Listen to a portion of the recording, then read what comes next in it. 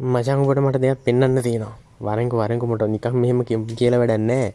පෙන්නලම කියන්න ඕන.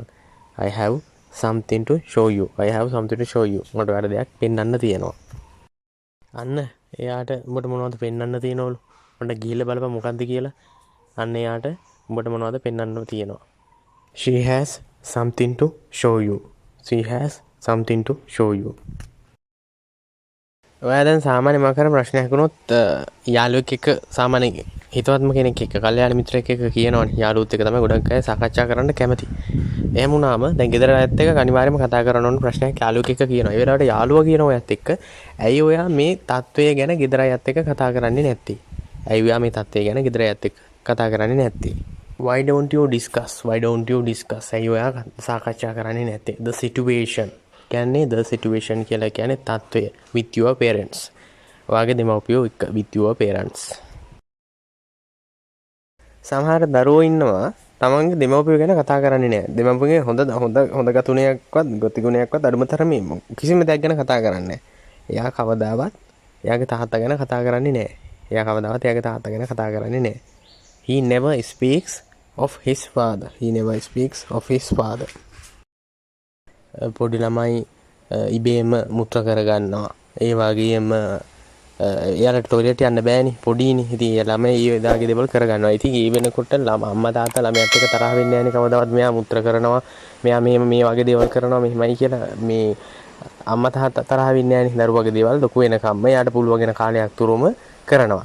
නමුත් දරුවෝ එහෙම නෙමෙයි. දරුවෝ කරන්නේ ගොඩක් දුරට අම්මා තාත්තට අසරණ වෙනකොට අසරණ වෙන වෙලාවට අවුරුදු 75ක් 80ක් විතර එනකොට ඔයා මම අපි කවුරුණා ජීවත් වෙලා හිටියොත් ඇවිදින්න බෑ. පොඩි ළමෙක් වගේ තත්ත්වයටපත් වෙනවා. ඉතින් එහෙම අවස්ථාවක අම්මා තාත්තව විසි කරලා දානවා නම් නිතරම චූ කරගන්නවා.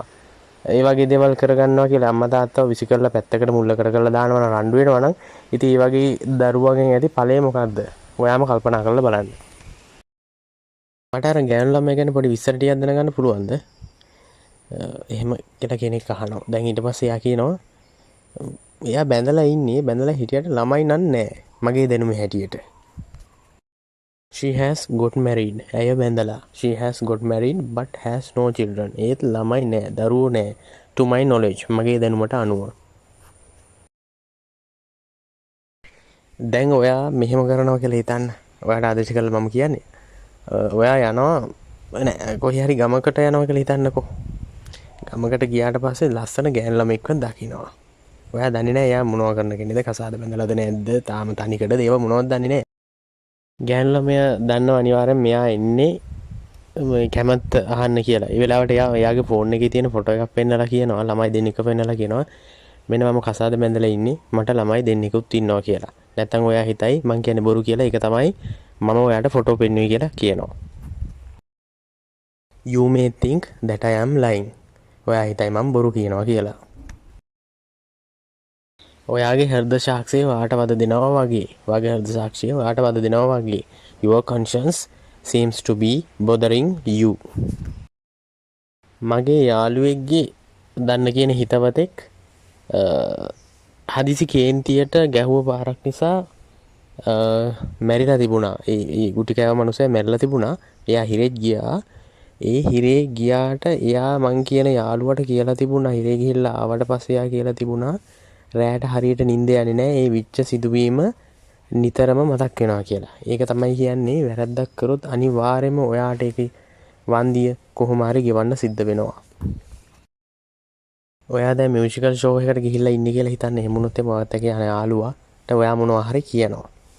මොනවා හරි කිව්වට මියුසිකල් ෂෝ එකේ තියෙන සවුන්ඩ්ස් වල සද්ද නිසා, ශබ්දේ නිසා, අධික ශබ්දේ නිසා එයාට ඇහෙන්නේ නැහැ කිසිම දෙයක්. ඒක නිසා එයා කියනවා හයියෙන් කතා කරන්න මට ඇහෙන්නේ නැහැ. හයියෙන් කතා කරන්න මට ඇහෙන්නේ නැහැ. Speak loudly I can't hear you. I can't hear you. මට ඔයාව ඇහෙන්නේ නැහැ. ඔයා කියන දේ ඇහෙන්නේ නැහැ කියලා කිව්වොත් කියන්න ඕන ඔයා I can't hear you. ඔයාගේ පරණ ෆොටෝ නම් එවන්න එපා. දැන් ගහලා ෆොටෝ එකක් මට එවන්න. දැන් ගහලා මට ෆොටෝ එකක් එවන්න. ඔයා ඒක එව්වොත් මමත් ඔයාට ෆොටෝ එකක් එවන්න. ඒ වගේ තමයි ඔයාගේ රහස කිව්වොත් මම මගේ රහස ඔයාට කියන්නම්.